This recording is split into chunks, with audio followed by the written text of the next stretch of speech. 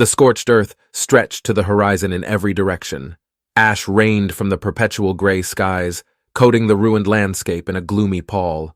Not a hint of life stirred amongst the endless expanse of devastation. Yet a lone figure trudged onward through the bleak wasteland, driven by a flicker of undying hope. Zahir was an outlander, born into a nomadic desert tribe he'd watched decimated by the ecological apocalypse 50 years prior. He still remembered green plants, flowing rivers, animals, and children's laughter. Now all that remained was this barren hellscape of dust and death. But Zahir refused to relinquish the last embers of hope within his heart. He believed somehow, someday, life would return and flourish once more. So he persisted in his endless trek across the ravaged earth, charting the changes wrought by cataclysmic forces unleashed by humanity's carelessness. Zahir understood he would never live to see the world renewed.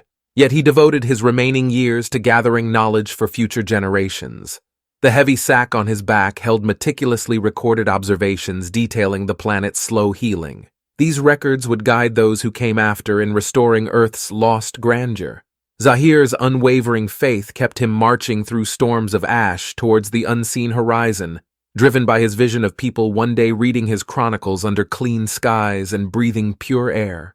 As night fell, Zahir took shelter in an empty cave. He ate a meager ration bar and added his latest findings into a weathered leather journal, then wrapped himself in blankets as howling wind streaked dust against the cave entrance. Just before sleep took him, Zahir gazed into the darkness and whispered a prayer. Let life rise again from these ashes. Our story does not end here. As Zahir departed his cave shelter the next gray morning, he noticed something peculiar. The swirling ash had lessened overnight. He glanced upward, and to his shock saw a single patch of blue sky peeking through the gloom above. Could the atmosphere be changing? Hope leapt in Zahir's chest. He quickly packed his belongings and set off across the wasted earth with renewed vigor. For hours, Zahir marched towards the distant mountains, scanning the skies for further signs of change. Suddenly, he halted in disbelief as a gentle rain began to fall.